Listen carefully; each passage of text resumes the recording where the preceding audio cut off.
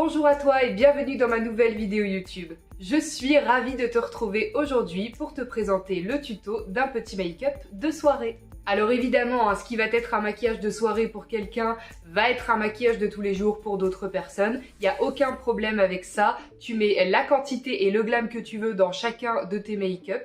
Cette vidéo s'adresse à toi si tu recherches de l'inspiration pour changer de tes make-up de d'habitude ou si tu es débutant et que tu cherches à réaliser un make-up pour tes soirées. J'enfile ma tenue de combat et je te montre ça. C'est sympa comme ça aussi, on dirait une petite couronne. Je vais commencer par la fondation de mon maquillage de soirée avec ma base donc de chez Benefit, la The Professional. C'est celle qui est le plus efficace de toutes celles que j'ai, qui vient vraiment refermer les pores et rendre mat et bien accrocher le fond de teint.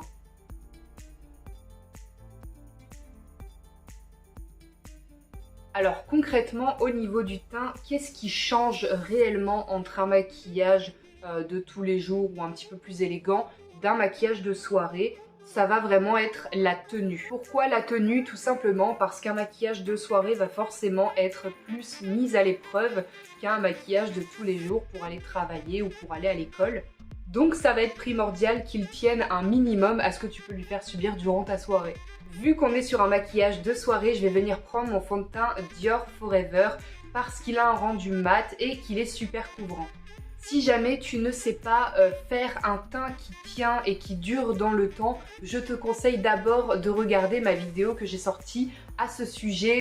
Je t'explique vraiment toutes les étapes en détail de ce qu'il faut faire pour que ça tienne du début jusqu'à la fin. J'aime beaucoup ce fond de teint, le Dior Forever. Il fait vraiment un rendu peau impeccable. Il n'y a pas un effet sur matière, mais il est très couvrant, c'est très joli. Si jamais tu recherches un fond de teint mat et bien couvrant, franchement, je le recommande. J'ai oublié de te le dire quand j'étais en train de le faire, mais j'ai mis la même base sur mes paupières que sur le reste de mon visage, vu qu'habituellement la The Professional, c'est celle que j'utilise pour mes paupières. Là, je l'ai utilisée juste sur l'ensemble de mon visage. Il est indispensable de mettre une base à paupières pour ce type de maquillage parce qu'on va venir travailler des fards et ça doit tenir.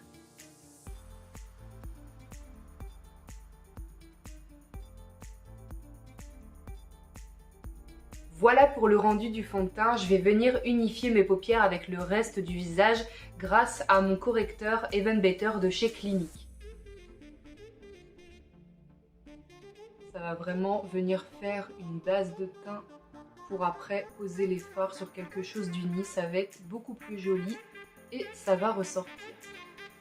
Maintenant que mon visage est unifié, je vais pouvoir venir appliquer mon bronzer stick de chez Tarte, donc de la gamme Manizer, celui-ci. Alors vu qu'on est sur un maquillage de soirée, il est important de venir accentuer légèrement les traits que tu as l'habitude de faire. Pourquoi? Tout simplement parce que les 3/4 des soirées se passent avec la lumière basse et que du coup on voit tout simplement moins le maquillage.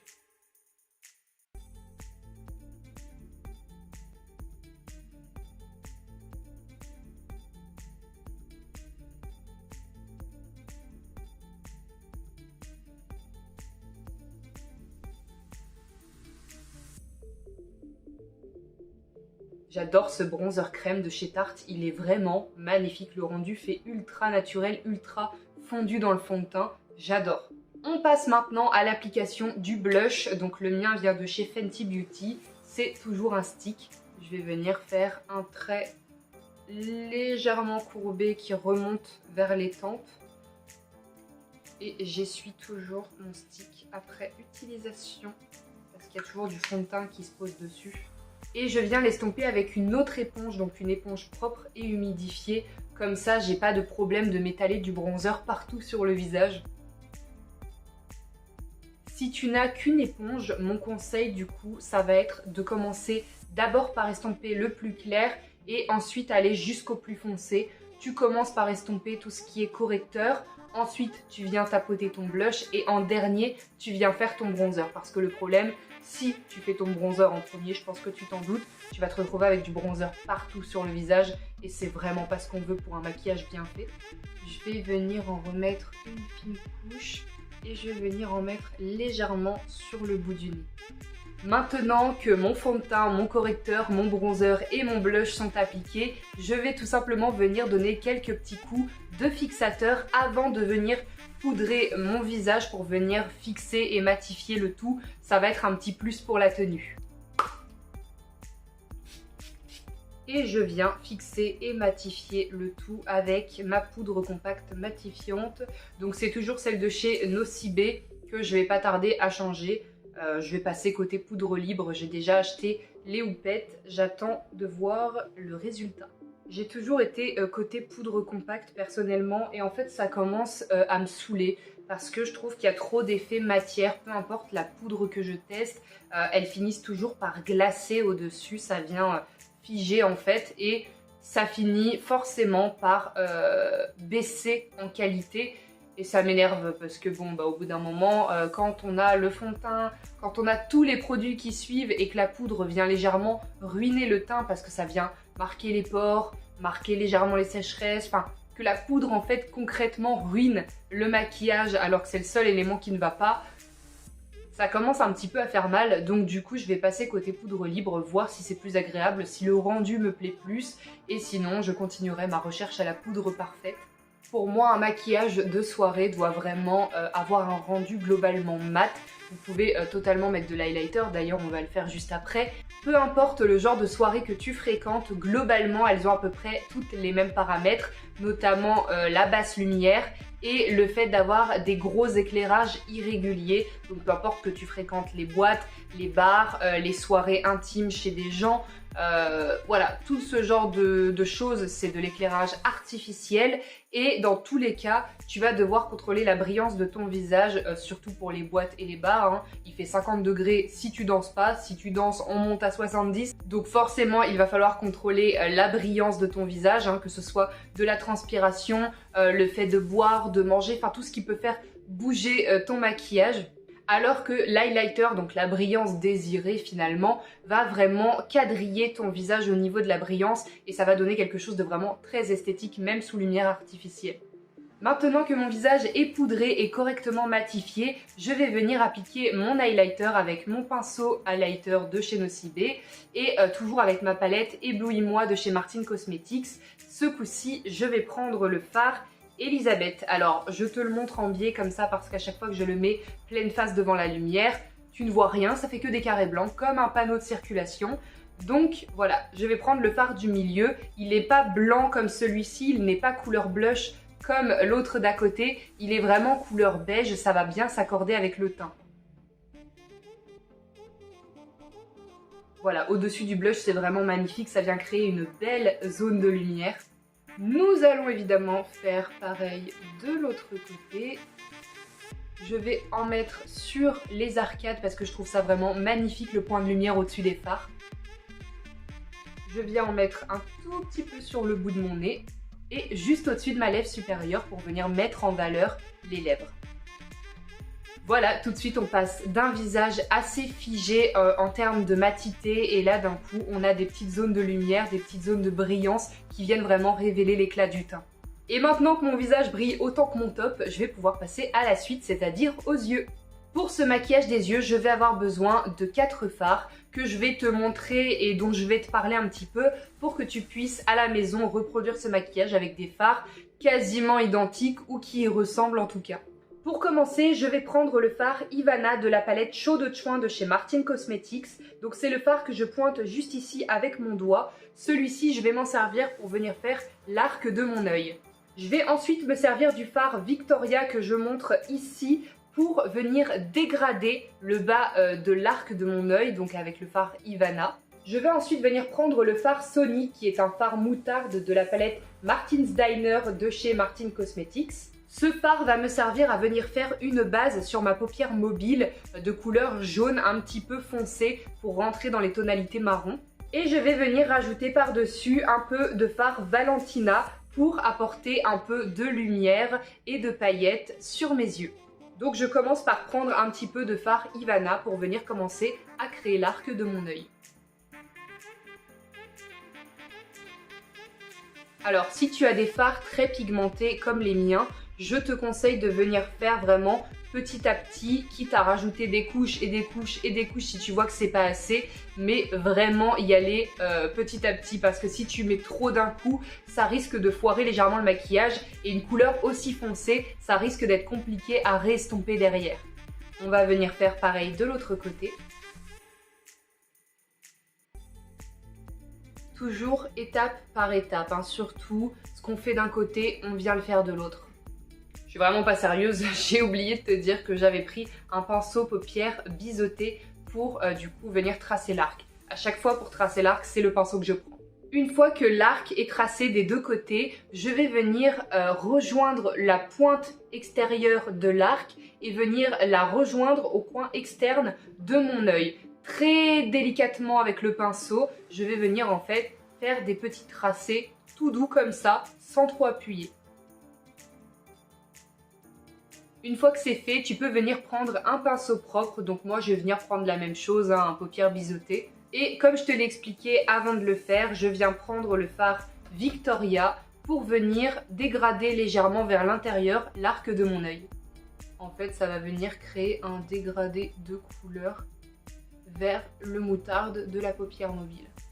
Et tu l'auras compris, tu viens reprendre un autre pinceau propre pour venir appliquer le fard jaune ou moutarde selon ce que tu auras. Et tu viens faire ta base de couleur sur toute ta paupière mobile.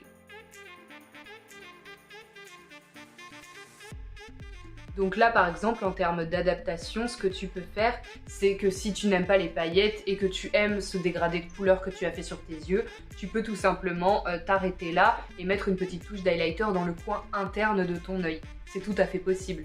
Voilà, la base moutarde est appliquée sur ma paupière mobile. Je vais pouvoir ajouter le fard Valentina par-dessus pour le côté pailleté, le côté soirée sur les yeux. Pour l'application, tu as plusieurs options, à toi de voir. Tu peux soit l'appliquer au pinceau, mais du coup il va falloir insister un petit peu parce que les fards pailletés adhèrent moins au pinceau que des fards tout court. Soit tu peux prendre un pinceau mousse qui lui du coup va beaucoup plus adhérer. Tu viens frotter, faire des petits ronds sur le fard avec le pinceau mousse et tapoter sur ton œil. Ou tu peux venir l'appliquer au doigt, c'est toi qui vois. Moi pour celui-ci, je vais venir le faire au doigt, comme ça c'est plus simple, je me prends pas la tête.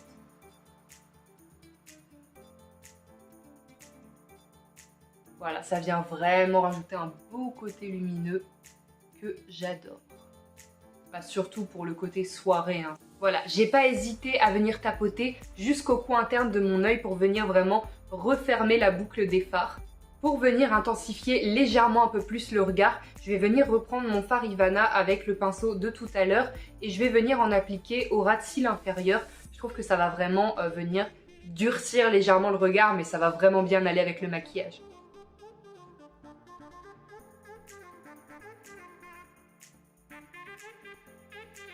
Je trouve que le ras de cils inférieur n'est vraiment pas à négliger dans un maquillage où on fait des belles choses avec les fards parce que ça vient vraiment intensifier et surtout ça vient faire un rappel quand vous avez mis le paquet en haut, ça vient vraiment rajouter la petite touche du bas qui vient vraiment faire un œil global, je trouve ça magnifique. Quand on est débutant, on a tendance à pas oser le faire et pourtant, je t'assure qu'il faut vraiment oser parce que c'est magnifique. Et de toute façon, tu peux commencer par des fards très discrets si tu as l'habitude de faire des maquillages nude, dans les teintes, un petit peu de la teinte que j'ai pris pour estomper la Victoria. Si tu fais ce genre de maquillage, tu peux totalement venir oser en mettre au ras de cils inférieur. Tu peux le faire à la manière que tu veux, juste essaye de ne pas t'en mettre dans l'œil. Mais c'est vraiment beau, ça apporte quelque chose au maquillage. Même le maquillage le plus simple est ravivé et intensifié grâce à ça. D'ailleurs, si tu fais partie des débutants qui regardent la vidéo, je t'invite à te procurer un fard de ta couleur de peau en mat. En fait, ça vient apporter de la clarté, mais tu vois, en deux coups de pinceau, il est invisible. C'est souvent utile pour définir le tracé des fards en fait. Si jamais tu as des petites chutes, que tu as trop estompé, eh bien tu viens tout simplement tapoter le fard de ta couleur de peau. Donc pour moi c'est du beige clair, mais peu importe la couleur de peau que tu as, tu devrais trouver un petit fard comme ça individuel ou dans une palette, quelque chose de mat qui vient vraiment corriger si tu as des petits défauts au niveau des fards des yeux. Je vais maintenant venir faire mes sourcils parce qu'alors là, avec tout ce qui se sont mangés, la poudre, le fond de teint, ils sont tout gris. Je vais venir raviver leur couleur marron.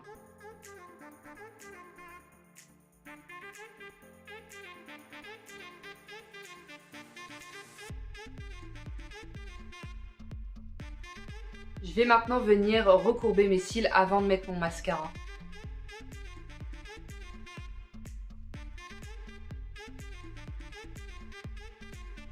Maintenant que mes cils sont prêts pour la soirée, je vais pouvoir venir mettre le mascara. Je vais prendre le Atomic de chez Martin Cosmetics. La longueur qu'il donne aux cils est assez folle.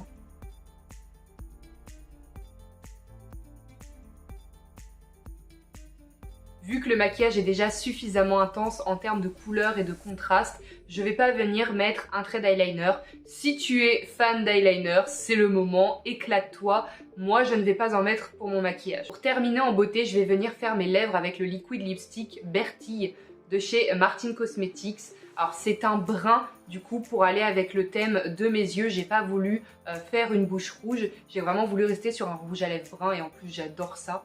Ça va vraiment venir terminer le maquillage et lui donner vraiment le glam final pour qu'on voit vraiment que c'est un maquillage de soirée.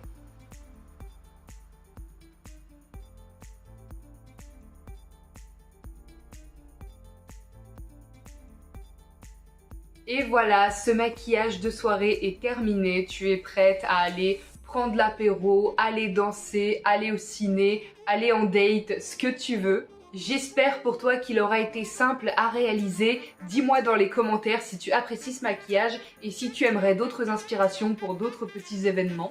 En tout cas, si le maquillage et la vidéo t'a plu, n'hésite pas à me laisser un pouce vers le haut. Abonne-toi à ma chaîne si les tutoriels make-up et les conseils skincare t'intéressent. En attendant la prochaine vidéo, je te fais plein de bisous et n'oublie pas que tu es la personne la plus belle de ta vie.